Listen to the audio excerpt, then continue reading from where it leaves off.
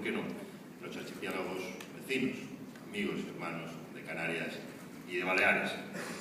La apuesta del nou govern de les Illes Balears es clara y decidida, y lo es para hacer del turismo el sector clave para acelerar la recuperación económica y, sobre todo, la generación de puestos de trabajo.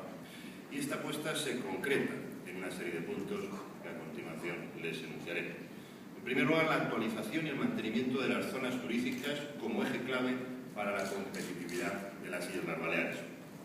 La recuperación de la seguridad jurídica mediante la simplificación de la legislación en el ámbito turístico y, sobre todo, la sustitución de la ingente normativa existente en la actualidad para permitir precisamente la renovación en vías de la inversión.